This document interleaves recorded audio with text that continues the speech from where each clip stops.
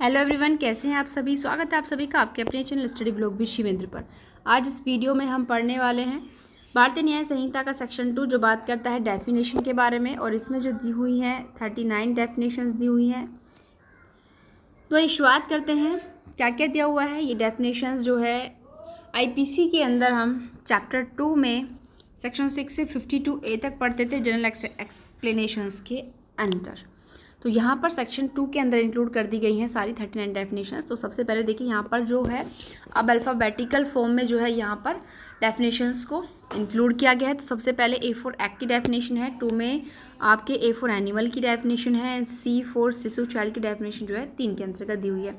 Act के अंतर्गत है कार्यों की आवली। कार्यों की आवली मतलब जहाँ पर भी एक्ट शब्द पढ़ेंगे BNS के अंदर वहाँ कार्यों की पूरी सीरीज इंक्लूड होगी कि किसी काम को करने के लिए जितने भी पीछे एक्ट किए हैं, मानो एक चोरी करने के लिए जो भी आपने पीछे सारे काम किए होंगे वो सब एक कार्य की कैटेगरी में इंक्लूड हो जाएंगे। कार्यों की पूरी एकावली पार्ट ऑफ एक्ट माना जाएगा।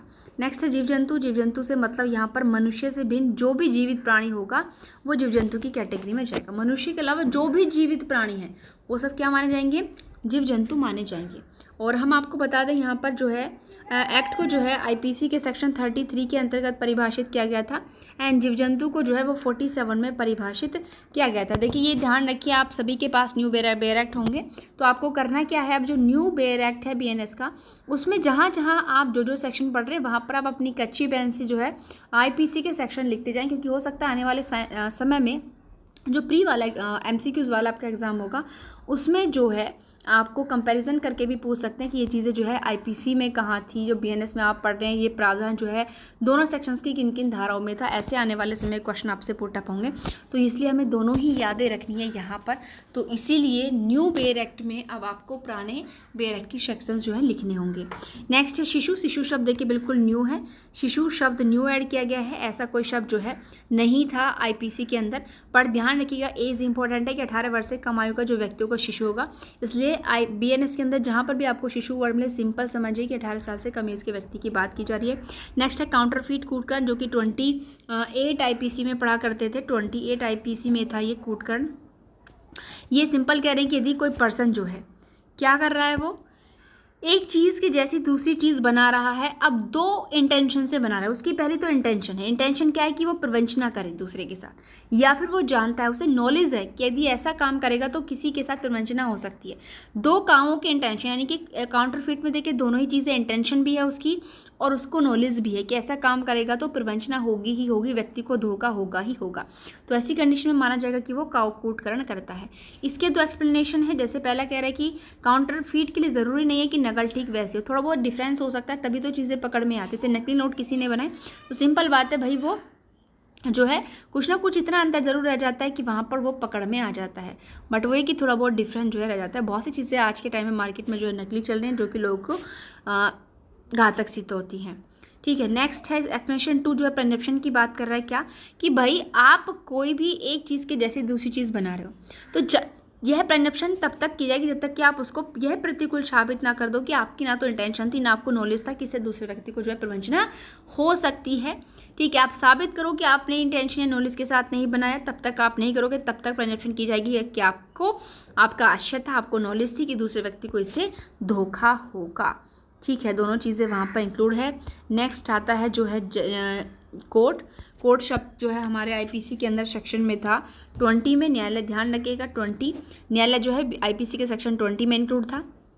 न्यायालय से मतलब ये कह रहे हैं वो न्यायाधीश, चाहे वो जो जुडिशियल वर्कर है। अब ध्यान रखिएगा न्यायालय से मतलब उन न्यायाधीशों से है, उन जजेस से है जो जुडिशियल वर्क कर रहे हैं, जिनको करने के लिए उसने लॉ ने उनको एम्पावर्ड किया। ये लाइन याद रखिएगा कि वो न्यायाधीश जो जुडिशियल वर्क कर रहे हैं, जुडिशियल वर्क कर रहे हैं, वो जुडिशियल वर्क करने के लिए उन्हें लॉ के द्वारा एम्पावर्ड किया गया है। कैसे?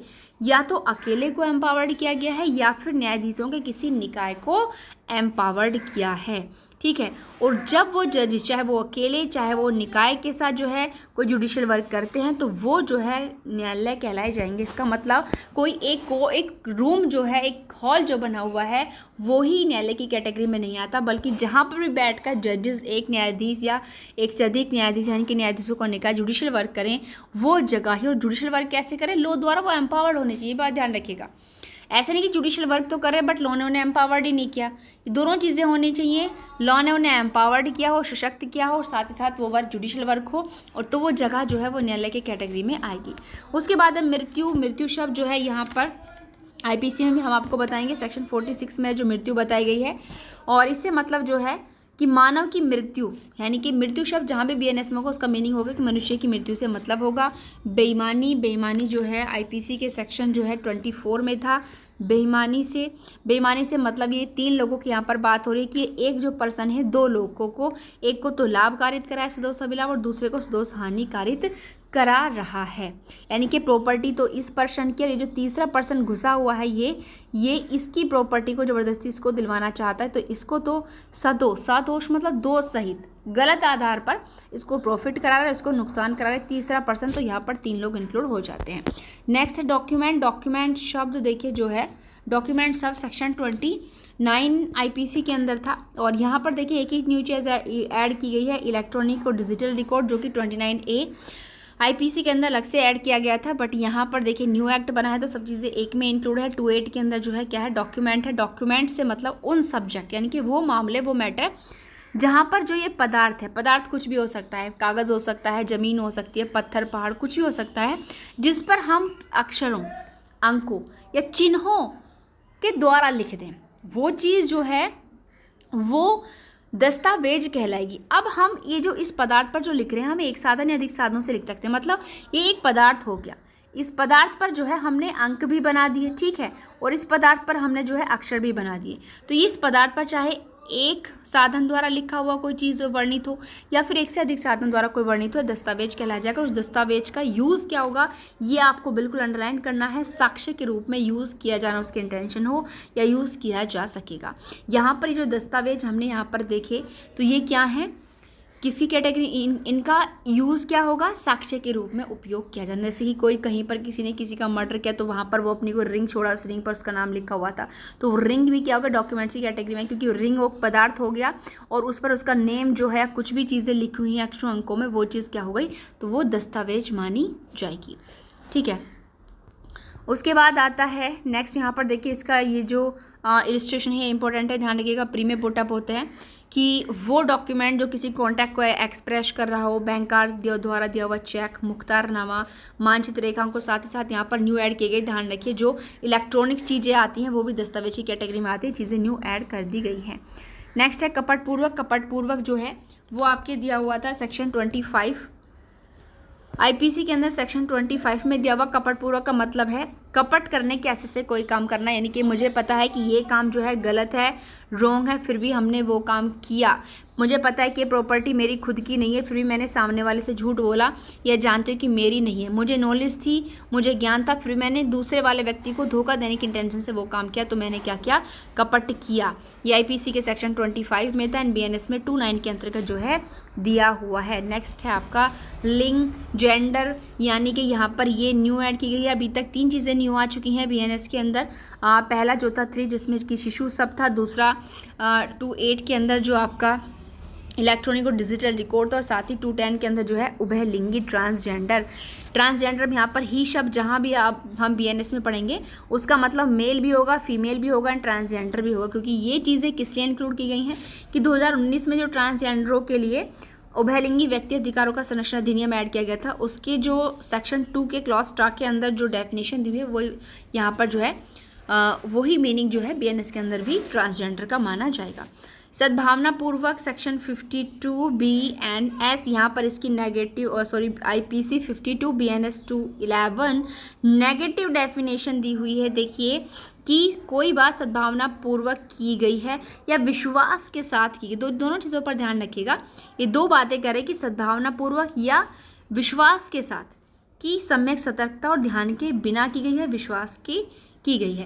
यानी कि नेगेटिव क्या कह रहे हैं, अगर हम इसे पॉजिटिव वे में करें तो ये कहना चाहते हैं कि यदि कोई बात है उसको हमने बिल्कुल सावधानी के साथ किया है और ध्यान के साथ किया है तो क्या माना जाएगा कि हमने उसको सद्भावना पूर्वक किया है।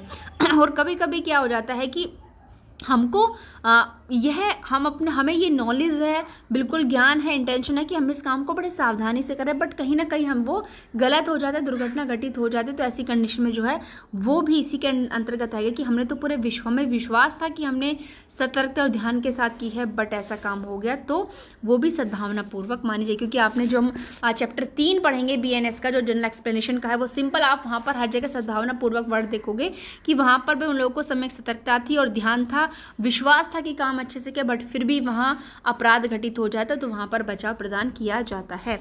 नेक्स्ट है सरकार। सरकार शब्द जो है 17 जो है IPC के अंदर डिफाइन था। कहाँ था सरकार शब्द? 17 में BNS के 212 में सरकार से केंद्र सरकार, राज्य सरकार दोनों यहाँ पर अभिप्रेत हैं। संशय शब्द जो कि 52A IPC जो कि अमेंडमेंट के थ्रू जोड़ा गया था। यहाँ पर संशय शब्द में क्या चीज़ें आएंगी? देखिए वर्ड ही ध्यान रखिएगा, ये प्री में पूछ ले जाते हैं, कोई एक छोड़ देंगे और पूछ लेंगे कि कौन सा नहीं था, और तीनों देखेंगे दे देंगे और पूछेंगे कि क्या सभी सही हैं। तो आश्रय, किसी को रहने के लिए निवास देना, भोजन कराना, पीने वाली चीज़ें देना, पैसा देना, वस्त्र देना, ये तो ठीक है। आगे देखिए आयुध भी देना, गोला बारूद भी दे रहे हैं और वाहन भी दे रहे हैं कि ठीक है भैया भाग जाओ, या फिर और ऐसी चीज़ें दे रहे हो, उपलब्ध करा रहे हो जो उसे बचा सकें, यानी कि आप उसको इस प्रकार की हेल्प करो कि सामने वाला उसको पकड़ ही ना सके, ऐसे साधन आप उसको दे रहे हो, तो वो संशय की कैटेगरी में माना जाएगा।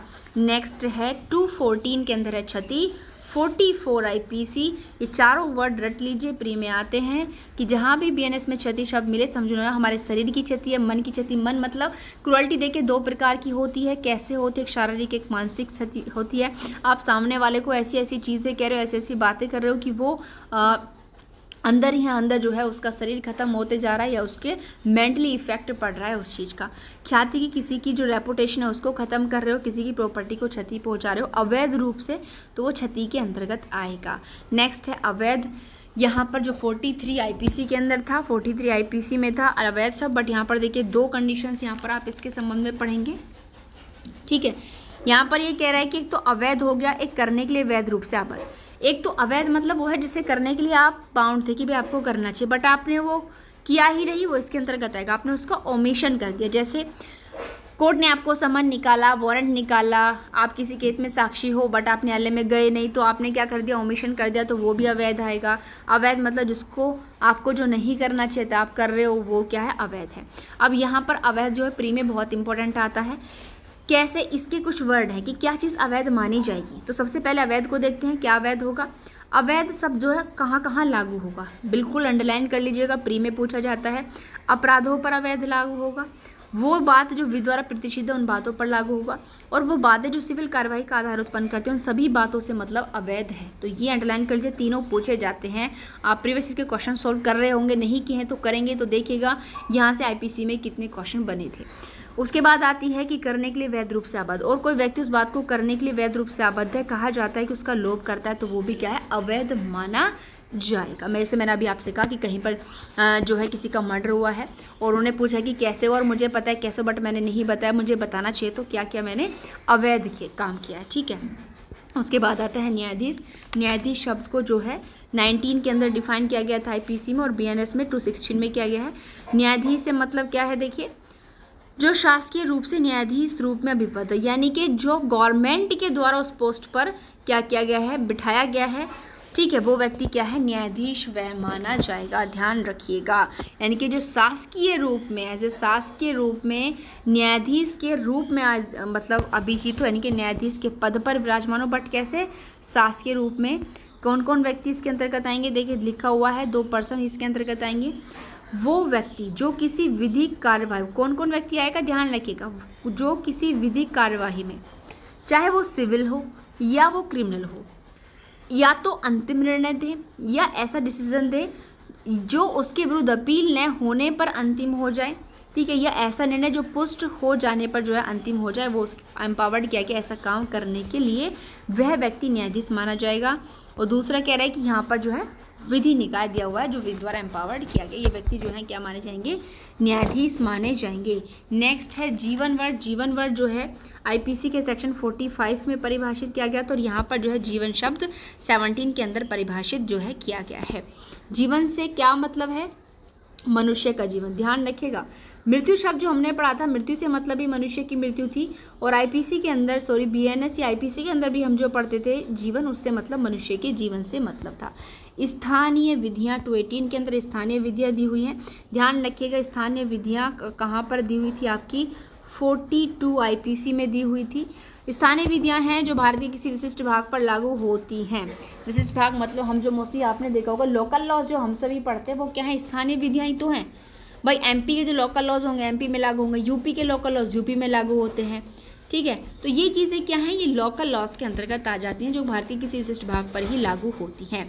उसके बाद आता है पुरुष। पुरुष जो यहाँ पर दिया हुआ है, आईपीसी में कहाँ पढ़ते थे पुरुष, आईपीसी में पढ़ते थे पुरुष और स्त्री दोनों ही 10 के अंतर्गत आते थे। बट ध्यान रखिएगा यहाँ पर पुरुष स्त्री को अलग अलग कर दिया गया है। आईपीसी में पुरुष और स्त्री 210 के अंतर्गत आते थे, और यहाँ पर 219 में पुरुष दिया हुआ है। यहाँ पर किसी भी आयु का नर है, डेफिनेशन सेम है, किसी भी एज का नर जो है पुरुष माना जाएगा। 20 जो है मंथ एंड जो ईयर है 49 आईपीसी, 220 जो है बीएनएस। जहाँ कहीं महीने शब्द या वर्ष शब्द का प्रयोग होगा आने वाले समय में, तो वो जो मास या वर्ष की जो गणना थी वो ग्रीगोरियन जो है कैलेंडर के अंतर्गत यहाँ पर इंक्लूड की जाएगी।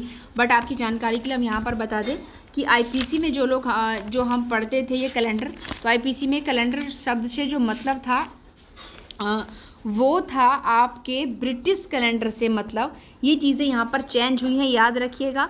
बीएनएस में कैलेंडर से मतलब ग्रीगोरियन कैलेंडर से जो लोग हम यूज़ करते हैं, बट आईपीसी में कौन सा था, ये ब्रिटिश कैलेंडर थे, चीज़ें यहाँ पर चेंज हैं। उसके बाद नेक्स्ट आता है 21 चल संपत्ति। चल संपत्ति जंगम संपत्ति शब्द पढ़ा था 22 आईपीसी के अंदर। तो यहाँ पर देखिए ये से तो आप इजीली याद कर सकते हैं, 22 एंड 21 इजीली हो जाएगा, 22 एंड 21। 22 आईपीसी जंगम संपत्ति, 21 बीएनएस चल संपत्ति। इसके अंतर्गत क्या क्या चीज़ें आएंगी, वो चीज़ें जो भूबद्ध हैं या भूबद्ध किसी चीज़ से स्थायी रूप से जकड़ी, मतलब जो चीज़ें या तो भूमि में है भूमिगत वो, या भूमि से जकड़ी हुई जो प्रॉपर्टी होगी, सिवाय प्रत्येक प्रकार की संपत्ति आती है। चल संपत्ति के अंतर्गत भूमि और वे चीज़ें जो भूबद्ध हैं, भूबद्ध किसी चीज़ से स्थायी रूप से जकड़ी हुई हैं। कहने का मतलब क्या है कि इन चीज़ों को छोड़कर जो भी चीज़ें होंगी वो चल संपत्ति मानी जाएंगी, क्योंकि भाई ये चीज़ें किस में आती हैं, चल संपत्ति में आएंगी। तो इनको छोड़कर जो भी होगा वो चल होगा। अब कौन कौन से होंगे चीज़ें देखिए, समय समय पर जो है ऑनेबल सुप्रीम कोर्ट या हाई कोर्ट के जो डिसीजंस होते हैं उनके अकॉर्डिंग इंक्लूड की जाती रहती है। उसके बाद आएगा वचन।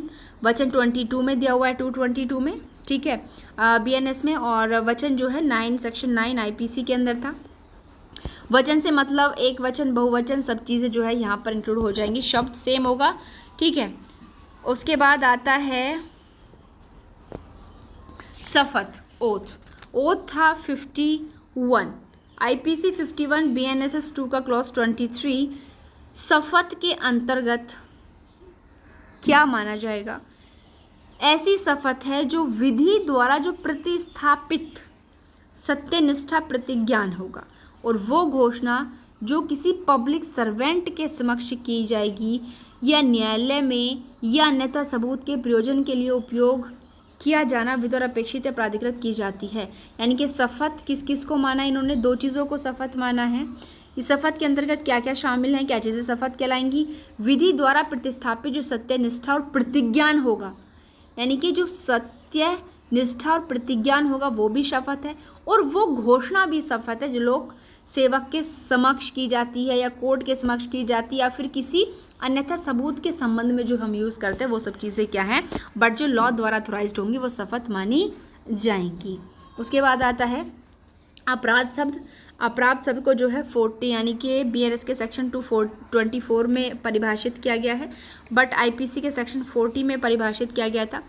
अपराध ये कह रहे हैं उपखंड क और उपखंड ख में उल्लिखित अध्यायों और धाराओं के सिवाय अपराध सबसे संहिता द्वारा दंडनीय की गई कोई बात अभिप्रेत है।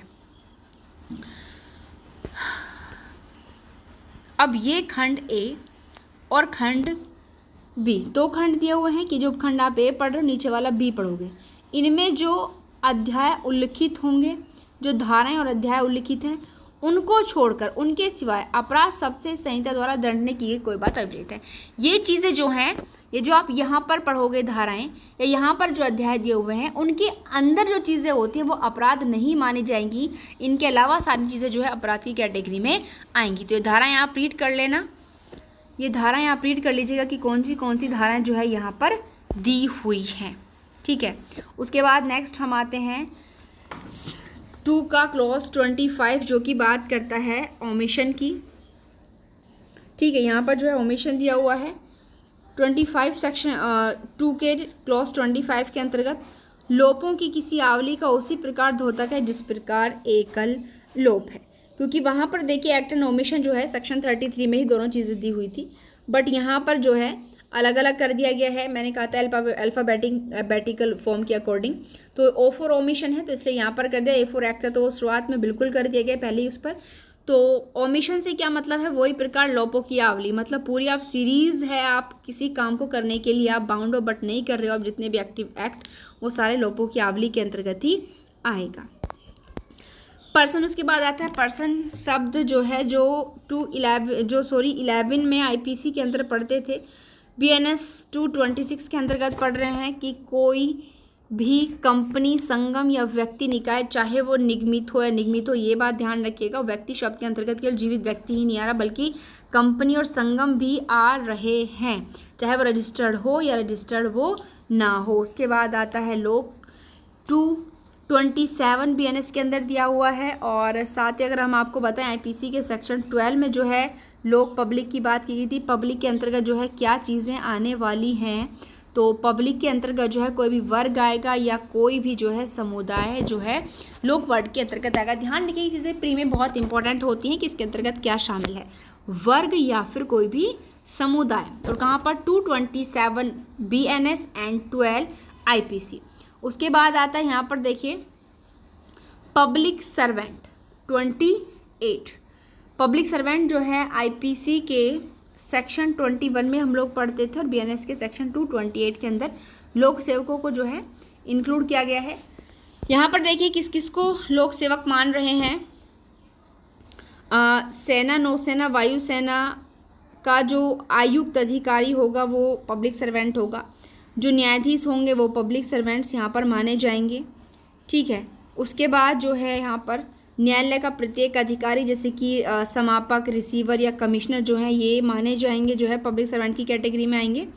उसके बाद क्या है कि कोर्ट या पब्लिक सर्वेंट की हेल्प करने वाले जो असेसर या पंचायत सदस्य भी जो है यहाँ पर पब्लिक सर्वेंट माने जाएंगे। वो व्यक्ति जो मध्यस्थ या अदर व्यक्ति जो न्यायालय द्वारा या किसी अन्य सक्षम लोक अधिकारी द्वारा कोई मामला जो है, कोई रिपोर्ट जो है निर्दिष्ट करते हैं, वो भी पब्लिक सर्वेंट माने जाएंगे। उसके बाद नेक्स्ट आता है यहाँ पर कि वो व्यक्ति जो कोई पोस्ट धारण कर रहा है, ठीक है, जिसके आधार पर वो किसी व्यक्ति का परिरोध कर सकते हैं। ये बात आप ध्यान रखिएगा, मतलब वो कोई ऐसी पोस्ट धारण किए हुए जिस पोस्ट के आधार पर वो किसी व्यक्ति का परिरोध कर सकता है, उसको एम्पावर्ड किया गया उस चीज़ के लिए। प्रत्येक सरकार का वो अधिकारी जो अपराधों का निवारण करे या सूचना दे, वो व्यक्ति भी पब्लिक सर्वेंट माना जाएगा यहाँ पर। और नेक्स्ट है J पॉइंट, वो अधिकारी जिसका इस अधिकारी के नाते ड्यूटी है कि वो प्रॉपर्टी ग्रहण करे या प्रॉपर्टी रखे या प्राप्त करे या व्यय करे, या सरकार ने उसको एज ए कॉम्पिटेंट किया हुआ है कि वो सर्वेक्षण करे, निर्धारित करे, कोई कॉन्ट्रैक्ट करे, वो पर्सन भी जो है यहाँ पर पब्लिक सर्वेंट की कैटेगरी में आएगा। उसके बाद है नेक्स्ट कि वो अधिकारी जो ऐसे अधिकारी के नाते कोई गांव हो गया, नगर, जिले या कोई पंथ निरपेक्ष जैसा, मतलब कोई ऐसा प्रयोजन है जो सभी धर्म के लोग जिसमें इंक्लूड हो सकते हैं, तो उसके लिए कोई भी वहाँ पर जो है प्रॉपर्टी ग्रहण करे, प्राप्त करे, व्यय करे, वहाँ का सर्वेक्षण, जो भी जिम्मेदारी उसको सौंपी जाती है, वो व्यक्ति भी पब्लिक सर्वेंट माना जाएगा। प्रत्येक व्यक्ति जो है कोई ऐसा पद धारण करता है जिसके आधार पर वह, मतलब जो निर्वाचन नामावली तैयार करते हैं, ठीक है, वो व्यक्ति भी जो है पब्लिक सर्वेंट माने जाते हैं। और प्रत्येक वो व्यक्ति जो सरकार की सेवा में हो, मेन बात है, या वेतन पाता हो सरकार से, या किसी पब्लिक ड्यूटी के पालन के लिए सरकार से फीस या कमीशन ले रहा हो, वो भी पब्लिक सर्वेंट होगा। और साधारण खंड अधिनियम 1897 के सेक्शन 3 के खंड 31 में परिभाषित जो स्थानीय प्राधिकारी हैं, केंद्रीय राज्य सरकार अधिनियम के द्वारा इनके अधीन स्थापित निगम की या कंपनी अधिनियम 2013 की सेक्शन 2 के खंड 45 में परिभाषित सरकारी कंपनी की सेवा या वेतन जो व्यक्ति पाते हैं, ये सभी जो है क्या माने जाएंगे, पब्लिक सर्वेंट की कैटेगरी में माने जाएंगे। तो आज हम इतनी डेफिनेशंस करेंगे, यानी कि आज के सेक्शन में हमने डेफिनेशंस कर ली हैं आपकी 28। तो आगे की डेफिनेशंस हम करेंगे नेक्स्ट पार्ट में। तो आई होप आप सभी को हमारी ये वीडियो पसंद हुई होगी। तो इस वीडियो को अपने सभी फ्रेंड्स में शेयर करें एंड साथ ही साथ यदि आपने हमारे चैनल को सब्सक्राइब नहीं किया है तो चैनल को सब्सक्राइब करें और साथ ही साथ वीडियो पर कमेंट लाइक करना बिल्कुल ना भूलें।